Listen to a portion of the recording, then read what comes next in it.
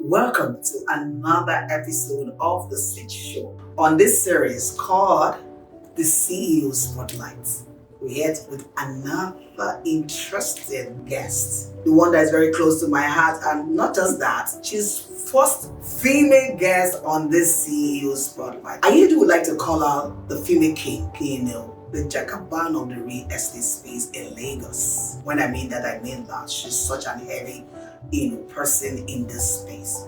So she's here to uncover so much of herself, her journey from how she started from being a barrister or being at the court or as a lawyer, and then coming into the space of the real estate.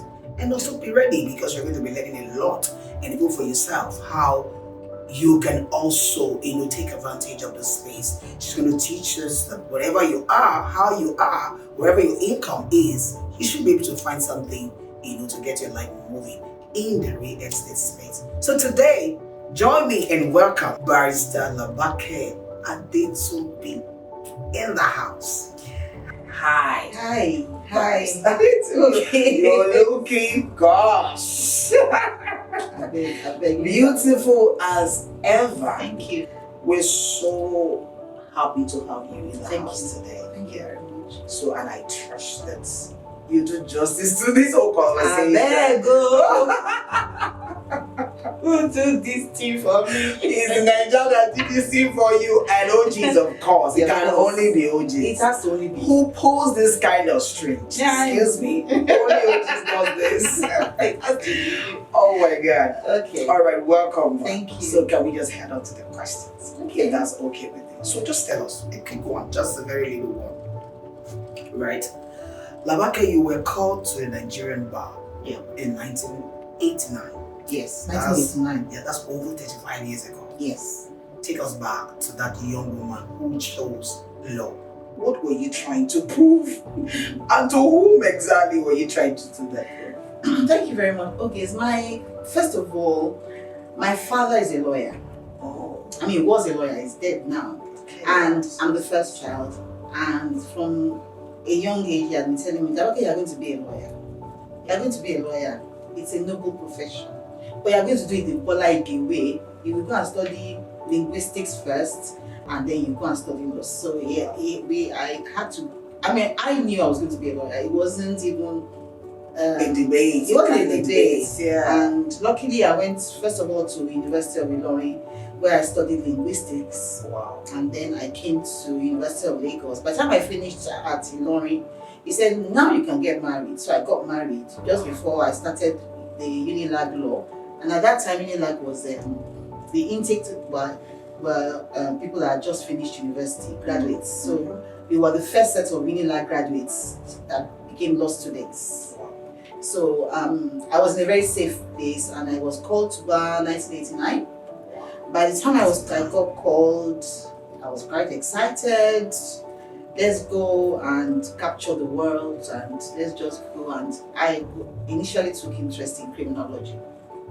So, of course, I got into the law firm of A.B. Kasumu, who is actually a top criminal lawyer. And started going to courts. I was quite excited. New wigs are always excited. Yes, I was coming to that question. New wigs. New wigs usually get captured. So law found me. I loved law, and by the time I graduated, I knew that yes, okay, let's go into the criminal aspect of law. Yeah, that's just a great one. Yes. All right, so let's leave that law aspect, because I'm itching seriously. Yes. To get to the entrepreneurial aspect of your life. Okay. I want to believe. I'm just wondering, what's that switch really? So tell us. So let me just give it directly so that you take it all on. Okay. From lawyer to being an entrepreneur. Yes. That's massively. Yes. What was the exact moment you realized that the courtroom actually wasn't your final destination? What switched in your mind? Okay. Exactly.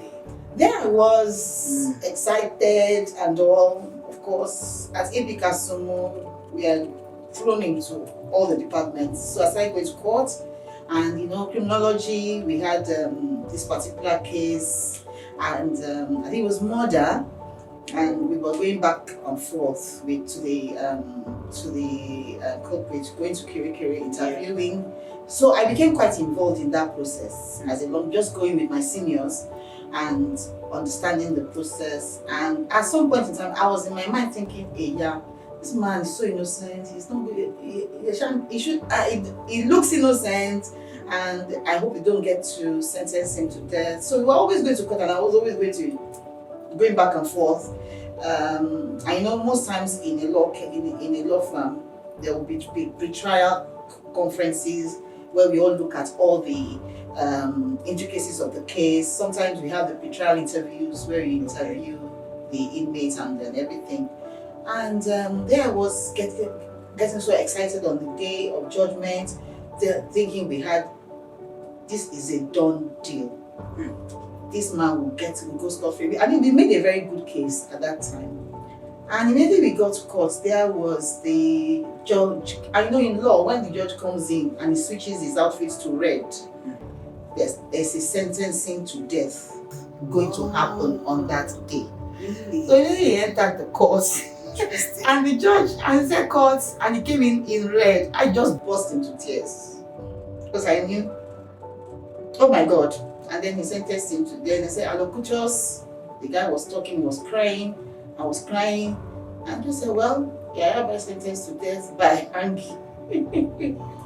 I think I cried more than the owner. I left the court in tears. I was sobbing, and it was a bad day for me.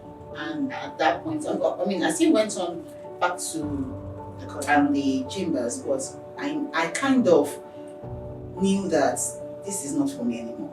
I don't think I have the emotional capacity to take this. And then at that time, even when we went into other litigations, I saw the slow grind of the judicial system. Yeah. So you start a case, it may be 3 years time, you now get to hearing, then 5 years time you get to judgment. Sorry, I have to speak like that. I said, yes, I don't have this kind of patience. So the case I start today, and some cases, if the plaintiff or the defendant appeals, it takes another 5 years. So sometimes there are cases of 20 years old. There are 20 years old and 10 years old cases. And I'm a very impatient person. So I said no. In a good way. I just looked at myself, and I come from a mixed background. My dad is that gentle customs director, going to work every morning. My mom is the firecracker. Oh yeah. She's an entrepreneur par excellence. So she sells everything, and she takes me along. So from a very young age, when she was a major gold seller, she would take me to all the gold factories. Sure, my holidays were spent going with her, traveling. I saw her pricing, I saw her negotiation, I saw a lot of things. And then when she started supermarkets and she became one of the biggest beer distributors in Southwest, then I was looking at everything. I mean, even though she was a maths teacher, but she had that entrepreneurial spirit. Even at 82, before she died, she still called me and said, look, I'm jobless and I don't like it. I want to start one small business. I said, how many big business you want to start again? You want to kill yourself. You understand? So I come from a mother that had a true Egyptian entrepreneurial spirit that believes that you can sell ice to the Eskimo.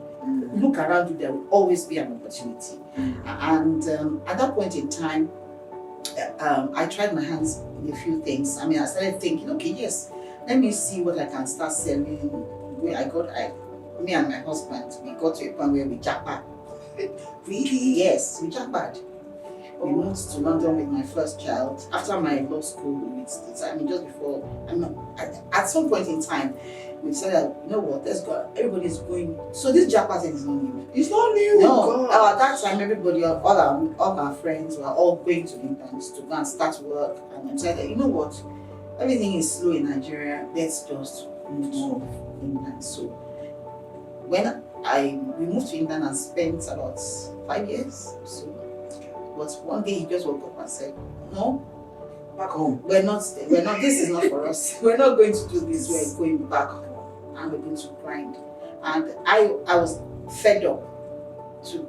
But everything I did during that season in England was like this stepping stone into who I became at the end. So it wasn't that, nothing is lost. what I learned from that season when we went, and is the making of who I became. You are right now. Yeah. Yes, right now. It's one of the foundations. Wow. Yes. So great to know. I didn't know you were ever traveling. Jackpot. Jackpot, not just traveling. Jackpot. The jackpot. Well, so much I enjoy. But I just believe that, every process or every journey or every path that we have treaded in this lifetime are also part of our supposed story, that end up making us becoming the person or the people end up becoming. Yes. Then, okay, so from there you moved on. When you returned back, the Jackpada, tell us more about your Jackpada, right? It wasn't my question until kids came up. Tell us more. So what did you do? Was that the point? Because I also noticed from conversation we had earlier, that you went around, doing stuff like selling around wigs and gowns. Oh yeah. Yeah, and stuff like that.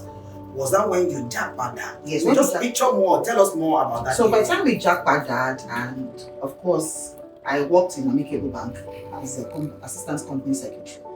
But I don't think I'm cut out for salary. Oh my God! I love firecrackers. I can't wait end of month for salary. So in between that, put shoes in the boots, put clothes in the boots, and sell, bankers to bankers and all that. Even while you were working? Yes, I will put something in the boots. People will be owing money, but I had 3 children at that time. So one day he said, they advised me, you better resign. I knew me myself. I knew that this is not going to be. But when I resigned to work with Justice Ilori. I went back to practice again. Wow. So Justice Ilori had this law update consultancy, and he was more of a corporate lawyer. He was a retired Justice of Lagos, but he had his chambers. So we were the lawyers behind the chambers. So he usually just mediated on complex cases, and his lawyers would go to court. And that was where I saw the opportunity for my next level.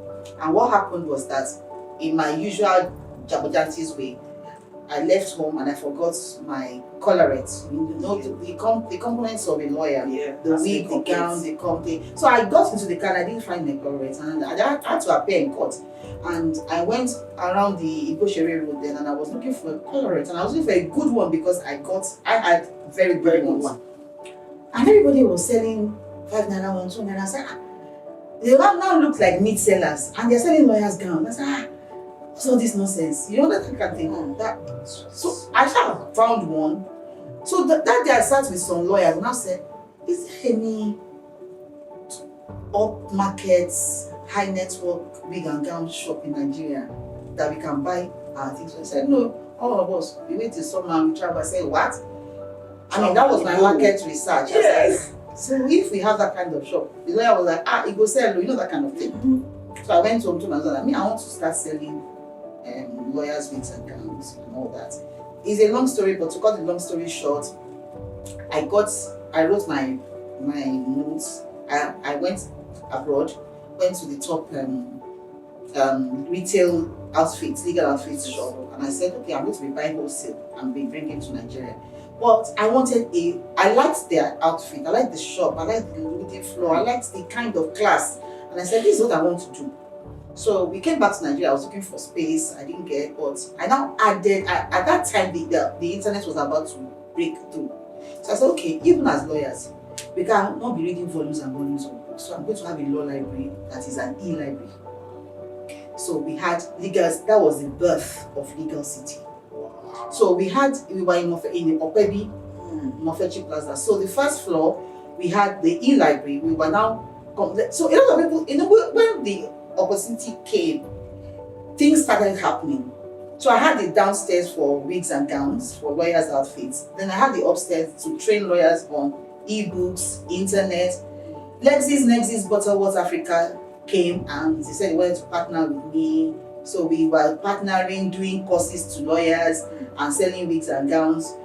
But as again, lawyers couldn't come through. I didn't do enough market research. I discovered that the Lagos lawyers, the money is on the island. they will not come to Ikeja. And Ikeja lawyers, pardon my English, they not find me. Let me just put it there. So one of my mentors came one day and he said, this is not where you should be. You should be in Igoshere. That is where the whole thing is happening. That is where the capital of everything. You have a very good product. Lawyers were buying, but I was in the wrong location. So some events happened, and I moved to Igoshere. I moved to a very small outfit. I closed one aspect. At that time, MTN came. MTN was about to boom in Nigeria. They loved the space. They said, we want you to start selling phones. Me, that is entrepreneur, Boboja. Well, I start selling phones now. You tried phone too? Started selling, became a major, I'm telling you, the same shop, became a major, at that time, MTN has to approve your shop and brand it. Okay. They must come, measure data. I mean, they did a lot of things, but I was the only one in Ikeja that they approved. At that time, they were selling SIM cards, so they bring me boxes of SIM cards and phones. So MTN just branded my shop. So I was making enough money. That time it's cash now, you know. Yeah. And people are buying phones again because I did not have structure. That one was bringing a lot of money. Legal outfits was not bringing enough money. Of course, which one will you focus on? Of course, the one that is bringing the money. I just faced it. So MTN was training us. I became a major distributor. But at some point in time, of course, competition came. I knew that I gave a mentor. One of my mentors then said, you need to focus on something. I'm going to say, you have about 5 businesses in this vicinity, this shop. In this shop. So you need to find a focus. place. I can write a story about that. But then I closed down the MTN. No, I had to. I closed it down. There were enough people, too many people already that become a radio shop. Yeah. So I closed it down. And the only thing that was left was my black bag of wigs and gowns. So I went to the NBA conference in Port Harcourt with that one suitcase, was very good products.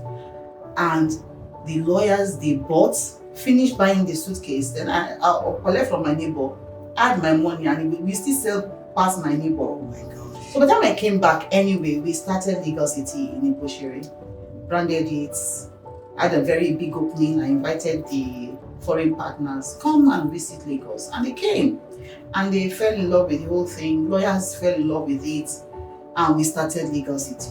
And we expanded to 4 states in Nigeria, 7 shops, and built 1 in law school.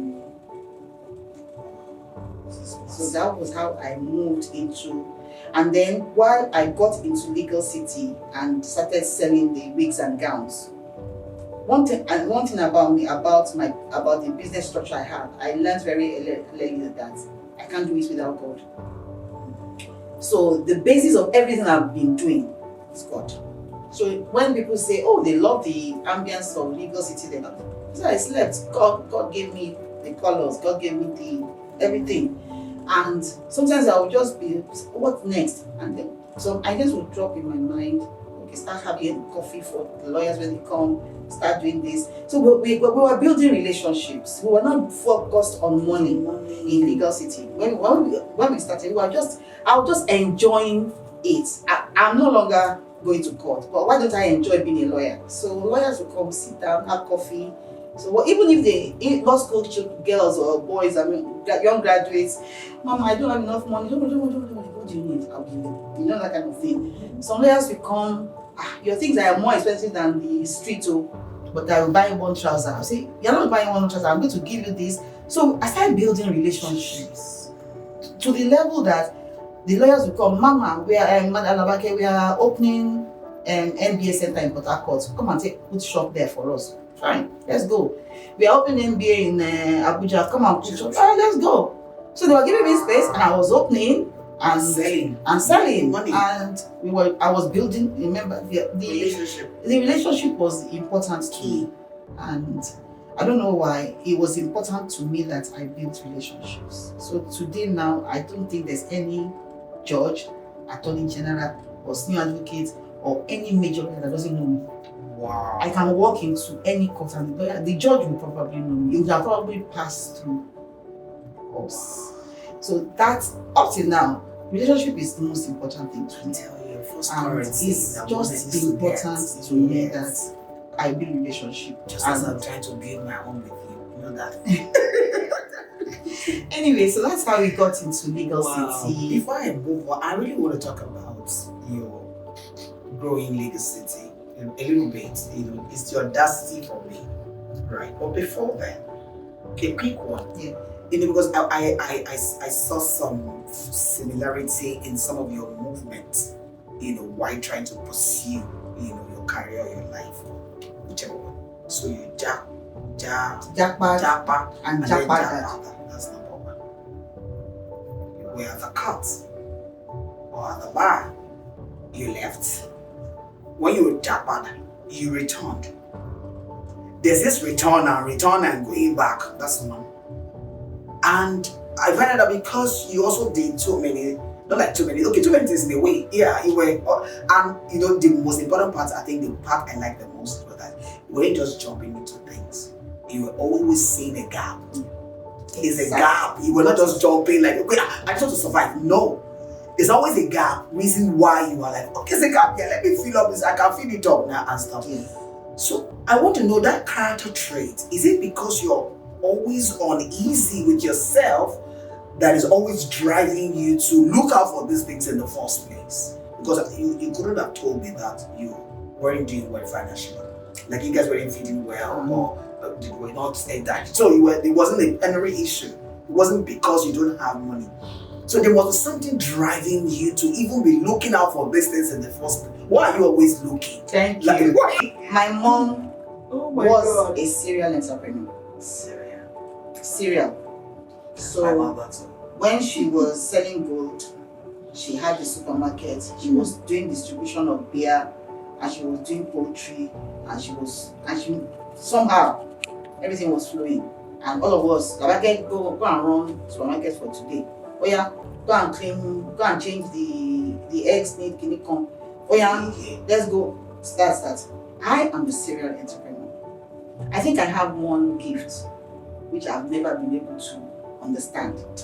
I can just look at something and say this is going to be a big hit in the next few years. And so if I were to do everything all the ideas that have been coming to my head, I would explode, literally. Yeah. So the gift I have is the gift of entrepreneurship and foresight. So at some point in time, even though I'm a serial entrepreneur, I had to have a line of focus. I had to sit myself down and say, you cannot do everything. If I was going to consult, I can look at you and say, you know, I was going to say, okay, you can do so and so. I can do that. So what I did was that I channeled that spirit into Legal City. So as soon as we started Legal City, almost every shop on Igbo became Legal John, Legal Jake, Legal Mary, Legal Ted. Legal John to keep reinventing. And I can't just sit down because everybody started copying me.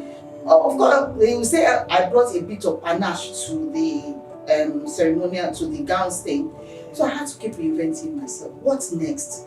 I can't sit down and say, okay, this is now, this level. Let's just be enjoying it. We have open 6 shops. No. What is the next thing? And somehow, because of God, the next thing will always come and find me. So when I started Legal City and I was selling wigs and gowns, one day they said that they needed to design. I remember I said relationships. So relationships will always open the doors. They were like the gatekeepers of the legal world. Yeah. They would come and sit down. Even the older generation, they will come in, I'll greet them. Sometimes I'll just go out to them, I bought this shirt, and somehow they called me and said they wanted to design a ceremonial gown. And for Nigeria, for the plenty of benchers, can I come up with a design? So I started designing it, going to them for a meeting, blah blah blah. Even when I took the design to my foreign people, and I said we are going to be needing about 100 of this. They said it's not possible in Nigeria. That even if are you sure you know what you're talking about? Anyway, what happened is that opened me to the ceremonial part of the legal uniforms. And by that time, I was feeling a bit bored. I get bored with ideas, with businesses. I was already getting bored with. Okay, we are selling wigs and gowns. What next? So I always ask lawyers. So if a lawyer comes to our shop and says, you should have this pocket watch, you're just giving me an idea. I'm going to go and look for it. And by the time we start, by the time you come to our shop next, that idea, you will see it there. So we started designing, and we discovered that if these foreigners can do it, we can do it. Excuse me. So what happened was that I designed the body of benchers robe, and universities came. Can you design our faculty robes? Bells University came, I designed. And I discovered that I could do it. I will take the design and take it abroad, and the tailors will make it and we'll bring it back. Wow. Yes, and Lagos Business School came. Can you design our faculty? Yes, I can. And we started doing it. So uniforms became something that I could do easily, and it elevated Legal City to a position. But again, in as much as I get bored, once there's a red ocean, I want to swim out of it immediately. I don't want to stay in the red ocean. I want to get out and channel my own course. And I like the fact that you always know the timing. Like you're always looking at not me that always knows the timing. Of course, there's a being. There's a God that just pulls me out. You get. I was going to say that and say enough. And I think this same God pulls every one of us out in time that He also wants us to go out of anything. This has to be sensitive. That's just it. And I think you're just that very sensitive in the spirit too. I don't know how that happens with you, but I think you're coming. Let's not go there yet. Yes. Because I'm coming there later on and all that. But that's a very interesting one. The Ijesha woman, who is like the Anambra woman. I'm from Anambra State. So we're marrying ourselves. So you think Ijesha woman married Anambra man? Jesus! Explosion. They will say Nigeria.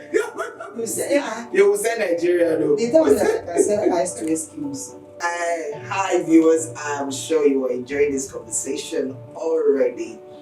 Don't forget to subscribe, like, share, comment, and just say something about this conversation. And we're really digging deeper into this. Trust me, you do not want to miss any piece of this because we have more coming.